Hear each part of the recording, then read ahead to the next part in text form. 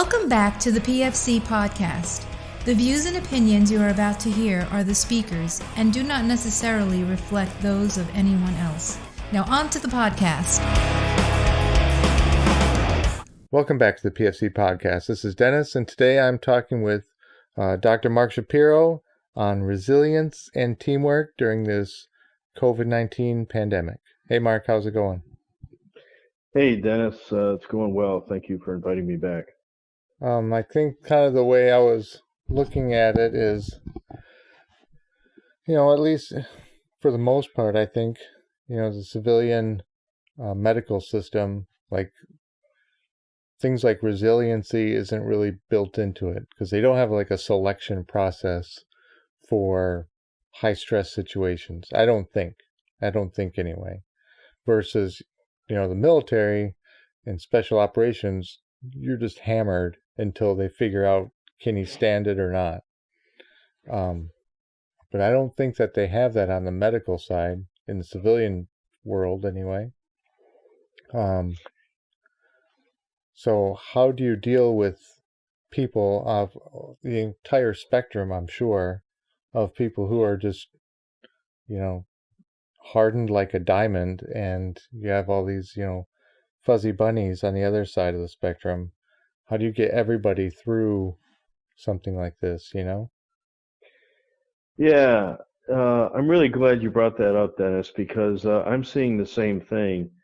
And I'm wondering what my experience would have been if I didn't have this special relationship with, special operations and working with the good folks at Ragged Edge, for instance, and actually developing the medical proficiency training at the institutions I've been, meaning I've been exposed to elements of their training and found it fascinating, and actually have used some of the principles in selection in working with the residents.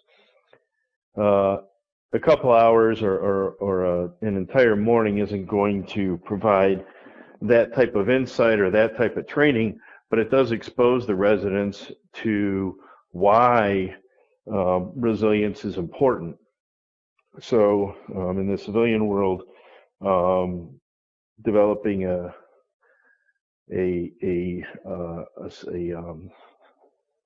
classroom or a wet lab to identify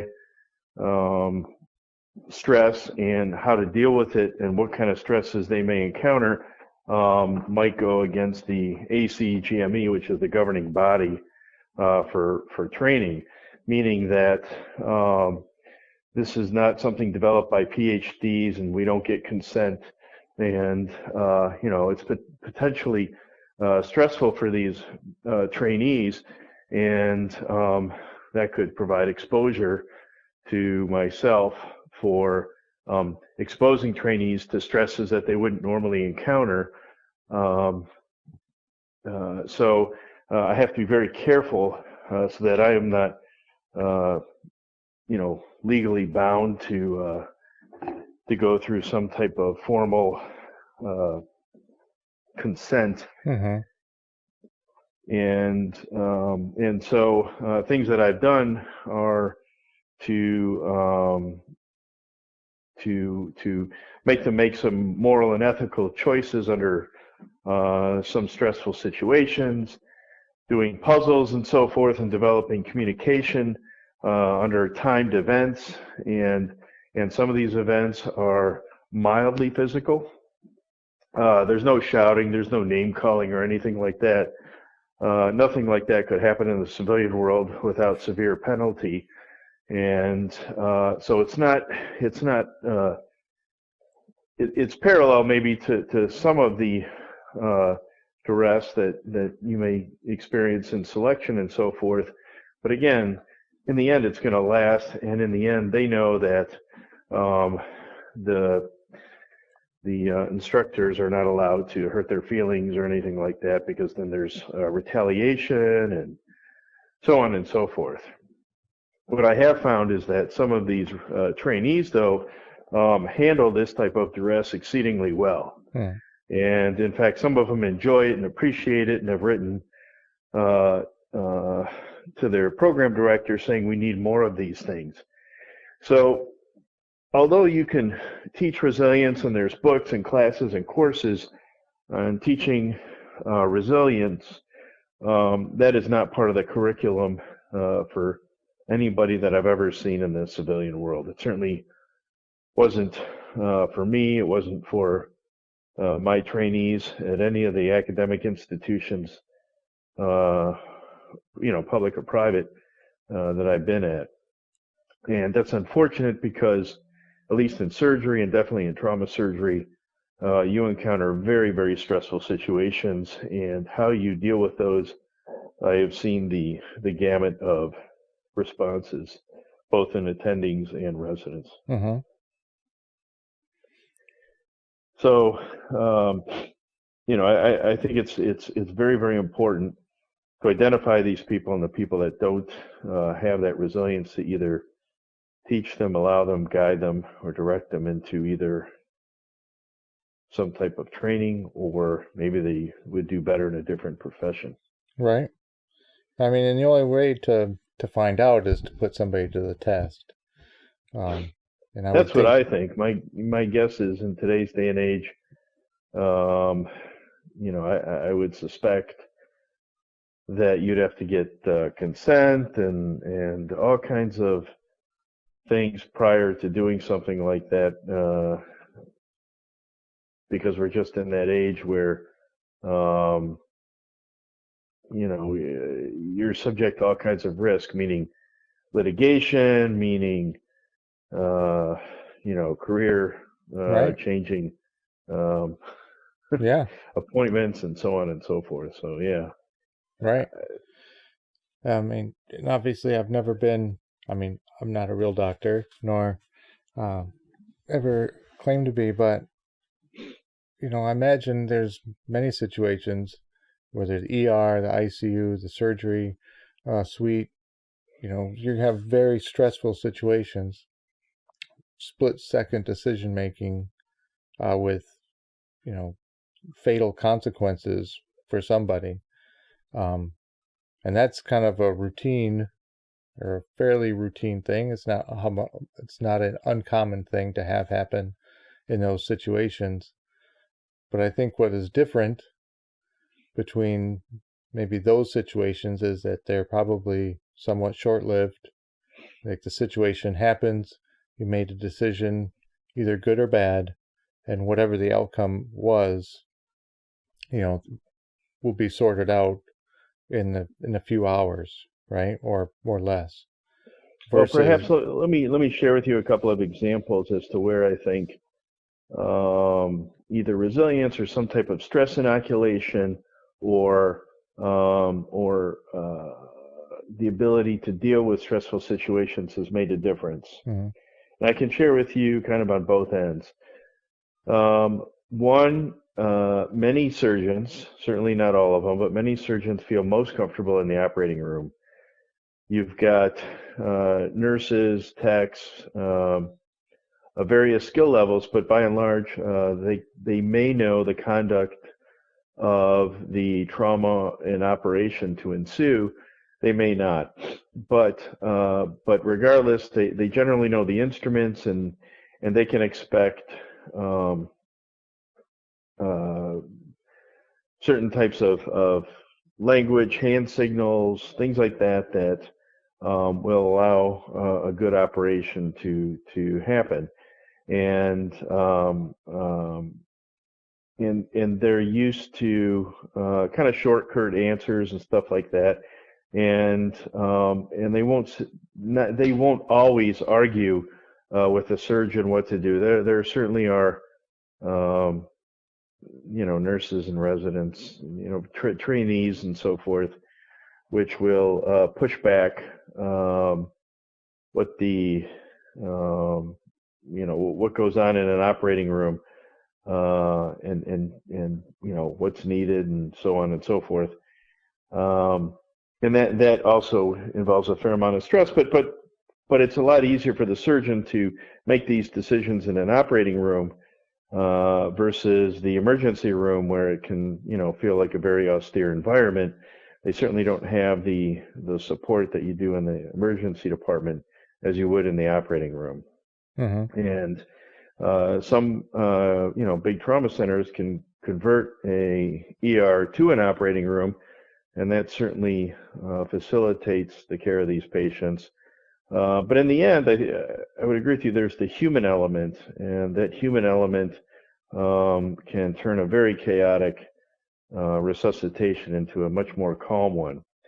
Now, where it gets important to make the classification of stressful or not, again, is the experience and the situational awareness of the person conducting that resuscitation, whether it goes to an operation or not. And what I've seen in the past is that those who are stressed and have challenges dealing with that may make those patients or may declare those patients either expectant, non-operative, or choose to consult other subspecialties to take over. Mm. And those other subspecialties may not even be close, and that will ultimately lead to, may ultimately lead to the patient's demise. Right. So I've seen that in the civilian world. They'll see a bloody gunshot, or they'll see something that there's a lot of blood loss, and that looks very traumatic. That looks very lethal, but it's just blood loss. And the operation required to treat that can actually be handled quite simply, whether it's a laparotomy, whether it's a tourniquet and a vascular repair. All of these things are, these scenarios have played out in the civilian theater. Mm-hmm. Now, in the military training, I've also been exposed to the trauma surgeon, if you will, but I think that's a really hot topic right now. A trauma surgeon is just kind of almost a colloquialism, because some of these trauma surgeons are, they may be vascular surgeons, urologists, gynecologists, playing the role of trauma surgeon in the military, and they may not be best suited. And these patients, these surgeons may quickly declare that these patients are unsurvivable, and they may blame it on resource limitations. They may make these declarations very early, without affording their patients at least some type of exploration and resuscitation and further evaluation. Mm. So I think the stress of the trauma and the lack of experience of the surgeon has led to arguably more patients being declared unsurvivable, and so that's a very long-winded answer as to why desensitization or learning how to deal with becoming resilient, learning how to become resilient is super important. Right. So, I mean, and as you know, with present day, we're going through COVID-19, the pandemic, and it's not just a single patient that's difficult, and you're having to make very important decisions and reactions to. It's a endless wave of patients who are swamping our medical systems. Before another situation like that happens, or a natural disaster, or what have you, how do we, on the civilian side and the military side, especially special operations side, we've kind of figured it out. We're just going to hit you over the head until we figure out, can you handle the stress or can you not? But how on the civilian side can you expose, these are young residents, young nurses, I guess learners in the medical field. How can you integrate this stress inoculation into the educational system while still running that line of I guess, conduct in the civilian medical side? Um, I don't know the answer to that, Dennis, but I can share with you what I do, and it seems to work well. Mm-hmm. And I do a couple of things. And again, this is all borrowed from chapters from your life and your training. So, yes, there are patients with COVID-19 who I talk about inoculation. No pun intended, but I've been in the midst of that in a hospital in New Jersey. And at least initially, when COVID-19 was ramping up, there were a tremendous amount of deaths and hospitalizations and codes all night and rapid response team activations. And I think it's trying to get to know your team and having that situational awareness where after one or two resuscitations, you're taking account of who's there and how they're reacting. Some people are good at compartmentalization. Some people are not. Some people weep, and some people get angry and frustrated. So after every death, I had a pause. I wanted to make sure that our team, and the team being residents, nurses, respiratory therapists, all the people that respond to these codes, understand that there's something to learn from every patient. No death should be taken in vain. No death is just a curiosity or a simple event. We need to think about it. So we pause. We reflect. Some people can pray. Some people can just think. And once that 30 to 45 seconds are over, we clean up and we meet and have a debriefing. And we discuss what elements of it went well, what elements didn't go well. Almost at all of these activations, there's a senior nurse there, and I communicate with that senior nurse. And some of these codes end very quickly in asystole, and some of them, we reach futility in a matter of 30 minutes, 40 minutes, and those get called.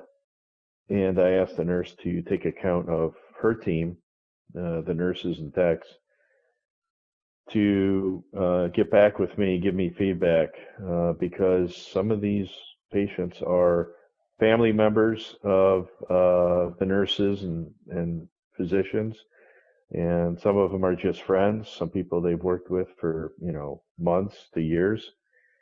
And if we call it, if the senses we're calling these things too short, or we don't give them our best shot, or we go beyond that and go into heroic measures where maybe we shouldn't be working so hard on these folks and letting them pass with some dignity. So I work with the leadership to get that feedback so that I'm not pushing the limits of the team, so that at the next code, the next day, we're all working together. They're not crumbling. Mm-hmm. So, right or wrong, I think there is a constant tabulation, if you will, or accounting Right. of where the team is, Okay. and to give them an outlet. Everybody grieves differently, Right. and everybody's allowed to grieve in their own way, but we can't have disruptive grievement, and so I've had to take some people aside and just kind of listen to them, and whether it's tearful or they're angry or they wish a code ran differently, they're all allowed to have their say. Right. Yeah, I think that's very helpful. Just from my experience on the teams, there's definitely a rank structure, but that can be a little fluid at times, if you know what I mean. depending on what went wrong, it's the team. And yes, there is a leader of the team, but sometimes, leaders can make mistakes too, especially on the officer side. And Well, I think there's an important point for your listeners that, and my guess is this is more preaching to the choir because they're your listeners. But one of the things that I've encountered going to a completely different hospital and environment is that the selection of the intensivists is a little lax because it is a crisis. hmm, And talk about hurting a team dynamic and not having that situational awareness.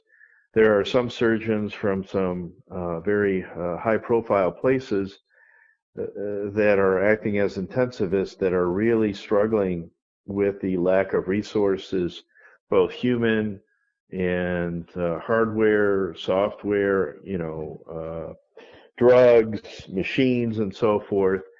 And they expect to be delivering, high quality care as they would at some of these, again, high profile institutions. And they're really the wrong person to have at these places or any crisis because either they're used to consulting people who do things that they don't do, or maybe they're not used to the type of adversity that everybody's facing when you run out of common resuscitative medications, pressors, and so forth. And right. adapting is not part of their repertoire, if you will. Mm-hmm. So I think we could also do a better job of having that type of selection because it just destroys a team. Oh, And of course. when I come in and hear that everybody's afraid of working with Dr. So and so, or they've had enough of Dr. They find it hard to function, and that's demoralizing. So again, the selection process that you guys go through is so important. Right. Oh, That we don't, the civilian side just doesn't see. right. I think that they look as an individual achievements more than as a team. I mean, I'm just guessing, but that's like where I would see things like that happening, is looking at an individual versus how do they integrate into a team. Yeah. But I mean, during a pandemic like this, I mean, you're getting people from everywhere just to fill positions, where You are, and the interesting thing is some people are attracted to the reimbursement, the monetary side of it, and again, probably the wrong type of person you want. I don't. My understanding is that an E7 is an E7, and E6 is an E6. And you may get some hazard pay, but I don't know anybody that signs up to work in special operations does that for a pay increase. And so some people are saying yes they can and yes they do, and they may look either have a nice pedigree or look good on paper or have a certificate, but this is not the time to sign up if you're not prepared for working in such, I'll say, asymmetric conditions. You've got ICU nurses that are used to having 1 or 2 patients at most, and now they're caring for 4 or 5. And you've got floor nurses who know nothing about managing pressors and so forth, and yet the step-down units and the PACU and the ED is now turned into an ICU because they're taking care of critically ill patients on the ventilator, and there's no place to transfer them to. All the hospitals are full, and you either let them die or you give it your best shot. And some of these nurses are truly heroes because they're working above and beyond some of their scopes, and they're really being pushed hard. Right. So, I mean, I imagine within, I guess, within a team, I'm, let's say, working in the ICU wherever you're working, within a team, you have both experienced and non-experienced ICU nurses. Would that be correct? Yeah, I think And so that's I fair. think that way you can kind of spread the experience out a little bit farther, augment the numbers with somebody who's less experienced, either because they're in a step down or in a med surge unit or they're brand new. And that way you have more of the experienced people being able to educate and train and overwatch the lesser experienced. Is that what's happening? That's happening to some degree. I worked with a nurse the other night who had no experience, Hmm. and she was hurting, she was crumbling, and I'll be honest with you, I'm learning, Hmm. and I've had to change my speed, and I've had to correct or alter or modify some of my expectations and the way I work with these folks, and there's a lot to say about positive reinforcement. Right. This nurse who was giving me everything she had, and she really didn't have she didn't have much, but she's a good person. She tried everything I asked for. She did the best that she could, and I recognize that. And I can tell you that at the end of the night, while we were taking care of this incredibly sick and actually young patient, they were still alive, but there was just nothing left in her tank. Hmm. And I could tell as I was praising her efforts, because that's really what we're doing. We're praising the effort, not the outcome. She started to get a little weepy, and I knew that she couldn't talk. If she if she were to talk, she would have just bawled right there in the unit. And she understood the importance of composure, and so I backed off, and I just kind of said thank you, made sure she was okay, and did my short, "You're awesome. If you need anything, I'm available. I got to go, do something." And Right. then I went to the charge nurse and I said, "Please go back and check on her. She needs your help. We can't have her quit because, again, there are quitters. There's plenty of quitters, Yeah. for whatever reason, but she went back and she checked in on her. And to those folks who, and I said quitters, to those folks who just can't handle it, I think that's good, Hmm. that they walk away. We do not need a dysfunctional person. And I think we need to identify those people quickly, because the last thing you need is somebody who in a crisis can't perform to some level. Hmm. Oh yeah. And and it's not that they should walk away in shame. It's just that we found that they're not best for this team. There's probably somewhere where they can excel, but this is not the place or the time. Right. Right. Um, but I mean, where you are working right now, you know, Yeah, maybe you receive a new person, or you come on and shift, and you have a team, and it is what it is. Um, how, I guess, because it's one thing to be resilient for a code. Okay, let's say it lasts 30 minutes. It was really tough. It sucked. We made a lot of decisions, and then it ended. Good or bad, it ended. It's another thing to just have code after code and patient after patient, and resources are going down. You're getting stuff occasionally. Things are running out. You're having to switch. But this constant grind. You know what I mean? yeah, So at some point, you're gonna break. Even though you are the right person, you're gonna break. I guess how do you organize the shifts of people? Because everybody just has a bad day. You know what I mean? yep. Um, so how do you say, like, okay, this person, they're kind of just saturated. They're not they're not uh, doing their best that I know that they can do. How do you switch them out? Like, how do you So handle that? yeah, I don't know that we've actually figured that out for the physician side. Here's here's kind of what I'm curious about. In some ways, and this is very harsh and this is very cruel. This is an opinion in my observation, but in some ways, you're playing with house money, Uh-huh. and that's the cruel part of it. You're getting folks from different institutions who are answering the call to service. They go there and they may or may not be invested in the community.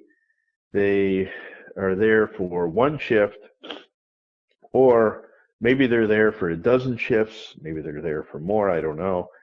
Uh, and uh, and I don't know that I don't know that everybody is has an emotional tie to their patients or the community. These patients, may die. You may lose two or three or four or five a night. Uh-huh. It's getting better. As far as the physicians, I can't speak to that because I haven't seen that element of burnout in this yet. Right. I think some of us, may have composure. Some of us understand the compartmentalization, and that in these 12-hour shifts, they've got 12 hours to go to their room, go home or get in their car and have a moment. Myself, I had a 4.5-hour drive home, and it went by pretty quickly. I replayed some of the folks that we lost, and how I could have conducted the resuscitations differently. And although I think with this COVID, it's just the folks that die, they die very, very rapidly. We don't have a lot of people who are lingering. We probably have half a dozen patients who are still on the ventilator, and they've been on the ventilator for 2 weeks now. Uh-huh. There's not that many. There are patients who get sick and get better over a period of days. We've transferred 2 patients in the past 3 weeks or so. So we're really not transferring patients out. They're either getting better or they're dying. Very few are kind of decaying, and there are a couple patients that we wish they had a better run. The families are still pushing for a miracle, Uh-huh. and those are hard. Right. I mean, patients who are just sloughing and dying are just it's hard. That's what's hard on the staff. The folks that come in and die pretty rapidly, it's bad. Uh-huh. But I don't know that they're not the ones that I think are making people suffer. Right. Yeah, that definitely makes a lot of sense. Just not having lots of time to get attached to a patient. Yeah. Yeah. I mean, when I talk to families, one of the things, there's a few things that I say to try and help them through it. Number one is you're not sentencing them to life and you're not sentencing them to death. You may have had a conversation with your family member in the past, and they said, "Oh, I remember Uncle Bob who's on that breathing machine. Don't ever do that to me." Or maybe they said, "Hey, if I'm ever like Uncle Bob, you fight for me and make sure they do everything I can." And then, it's their job to share that information. We talk about doing things for the patient and doing things to the patient. And sometimes we just do things to the patient, but it's not going to change the outcome. And I try and help them through that thought process. Right. I think there's wrongful life. I think there's wrongful death. Uh-huh. And sometimes doing some of these things to the patient is, in my eyes, isn't the right thing to do. But I try not to pass my value system to a family member who may not see things the same way until many of us agree it's futile. There are centers who during this crisis have said, if two physicians agree it's futile, they have the ability to remove them from all types of life support. I don't know how often that's practiced. I don't know the circumstances. I haven't seen it happen. It's been discussed a number of times for some patients. Mm. And this crisis has brought that to a head, and because it's a teleological decision, right? Right. There's many people that we can save, and there's people that we're not saving because this one patient who's been here for days to weeks is really sucking up the resources Right. for a really a dismal outcome. Mm-hmm.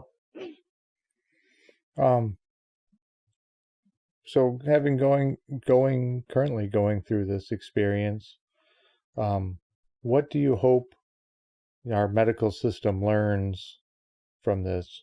Hopefully it ends very soon, but I mean, there's always going to be a something, either a natural disaster, a pandemic, a whatever. What do you hope the medical system learns and changes going forward? Well, I think there's a whole lot of things from the political standpoint that could be done differently, and I'm going to let the pundits work on that. But I do think that the team composition is super important. I think that identifying those who can work as a team and have experience under these types of conditions are very beneficial. I think this whole rationing, there's probably something to say about a more formal rationing process, whether it's ventilators or dialysis machines or transferring folks. I think those are really, the top three. I mean, you can write a long list and nothing will get done, but I think if you have a top three, I think those would, and you just work on those three for the next thing, because I think we're going to see something like this again soon. Yeah. So you mentioned, experience. Other than the experience you're getting right now, there's obviously new people constantly coming up and moving forward. Do you think that you can get experience through training, like through your residencies, your internships? Do you think being exposed to difficult situations, or whether it be difficult patients or resource limited situations, do you think there's any benefit to that? I think there's all kinds of benefit to that, Dennis. I think this military civilian collaboration has so many opportunities, and although the civilian world can impart certain techniques and ideas, the military can teach the civilian world an enormous amount, and I certainly have benefited from my experience working with the special forces and the NSW and so forth, MARSOC, and if you listen and pay attention, you can't help but learn. And I think we should take that training to our trainees, residents, and fellows, surgery and non-surgical. I think everybody can benefit from that. The stress is the stress. We all perceive it differently, but how do you deal with it? And how do you recognize it in others? And how do you develop that winning team is so important. And I've learned a lot. I've made plenty of mistakes. I'd like to think that I've learned from those. And some of them are obvious, and some of them are not so obvious. And this is just one of those opportunities where the lessons that I've learned have allowed me to, I think, make a difference. And at least that's the feedback I'm getting. And what is a good experience comes from bad. Good decisions come from bad experience. Yeah. I think this is just been a great opportunity for me, and I think smarter people than me could have done a great job as well. Oh, I mean, that's a given, right? I love you. You're so good to me. No, but no, I definitely I hope that the collaboration between the civilian and military definitely moves forward, especially with I know the SOMC. They have a group of guys in New York, but on one of the field hospitals out there. Yeah. But I hope that's an instance that will kind of propagate through the country as it progresses, and New York tamps down, and somewhere else, either it's Detroit or New Orleans or wherever the next hotspot is. I hope this is something that continues, and that the entire country sees some kind of benefit. I know the military is going to benefit from it. One, through experience. Two, through just talking to somebody who does this all the time or treats patients all the time. I think it's going to do nothing but help and elevate everybody. Dennis, it is so glaringly obvious that I hope people pay attention. So, what we're seeing, because there are no elective surgeries going on right now, those of us who are not just trauma trained, but board certified in surgical critical care, there's a whole bunch of us surgeons doing critical care call. Mhm. And of those, some of them have military experience. And that's kind of it's kind of one of the nods that you get when you're working with another person who understands a little bit or a lot about the military. We work as a team so much more easily. So even though, as a civilian, I'm largely treated or accepted because of the years I've spent with you guys, and that kind of mentality works so much better. So when there is a guy, I'm working right now with a wonderful guy who, was a force recon guy and ended up going to medical school, and now he's a surgical intensivist. And when we're on together and we're covering, because we had, 47 47 ICU patients together, and we had to cover each other. And even though our roles were kind of distinct as who's covering what floor and what patients, we took care of each other's patients for nights on end, and we never stepped on each other's toes. If he was running a code, I would support him. If I was running a code, he would support me. And many times we were running codes on each other's patients, and there was never this kind of like territorial behavior that I've seen in the civilian world, where it's my patient, I'm running it. It's just, how do we get this patient through it? How do we get our nurses through it? Who's going to call the family? How do we get our residents through it? And then how do we, deal with the situation after? And folks who had the good experience of being in the military, I think, get that team concept. There's many folks who have never been on a team, or if they were on a dysfunctional team. They don't quite understand what it is to be on that team. It's surgery is kind of in many ways, an independent type practice. Trauma is probably the biggest kind of team element of surgery. But even at that, I've seen individuals put themselves and their reputations higher than the team concept, and this is really, there's just not a lot of room for that in a crisis, and my guess is you and your listeners understand that, and would be hugely important in a crisis like this. Yeah. Hopefully not not soon. We're another pandemic Right.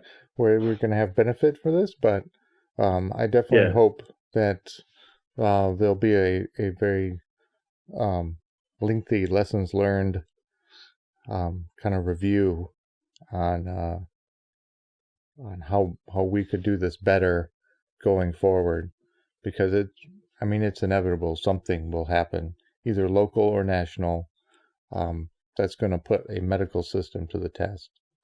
So hopefully we can learn from this. One of the big things that I learned, and I shouldn't say I learned because I knew this and I tried to anticipate it, but it still was a lesson learned, is communication. Mm-hmm. And by that, I'm going to share with you an experience I had. I sent you this information previously, I believe, but we ran out of chest tubes. Right. You run out of all kinds of things during this crisis. Some are used well, some are not used well, but you run out of things quickly. And the hospital ran out. Well, I was told the hospital ran out of chest tubes. But a patient with a tension pneumothorax, and although they had a IJ on that side, they didn't develop this tension until, or at least it wasn't identified for 24 hours later, and a chest X-ray that morning did not show it. So I put in an ET tube and I inflated the balloon and so forth. Patient did well, and the everybody was kind of like amazed at this procedure and adaptation of what normally would be a chest tube. So seeing their reaction, I tried to make sure that everybody understood that this works. There's nothing wrong with it. Nothing has to change. The chest X-ray shows the lung inflated. At the sign out, I did the same thing. I let the residents know. I let the attending know, and then the next. So I went back to back home, whatever. Came back, and lo and behold, I saw a surgery resident in there putting in a chest tube where on the same side of the chest, and there's no more ET tube. And I said, "What's going on?" And the surgery resident said they asked me to change the tube, and I said, "Oh, why?" And he said, "Well, it was a endotracheal tube." And I said, "I know, I put it in there. It was working. What changed? What happened?" And he said, "I don't know. I was just told to do it." And I said, "Okay." And they tell you why? And he said, "I'm an intern. I just do it." I was like, "Okay, fair enough. Just so you know that these things work, and if you were to tell me that something went wrong or something like that, I think that's great. I think something I could learn. We don't do this routinely, but so far everything I see and saw, said that the ET tube was working, and maybe it was the comfort level of somebody looking at a ET tube instead of a chest tube. I don't know, but to this day, I still don't know why he had to change it. I think they did it because they were just used to looking at chest tubes. Yeah. So you can communicate, you can plan, you can do all as much as you want, and there still will be folks who feel like they need to see common things in these patients, and I think like I said, the communication and education with each novelty or adaptation to what we're normally used to is really important. Mm-hmm. It is. It is. Well, thank you, Mark. I really appreciate it.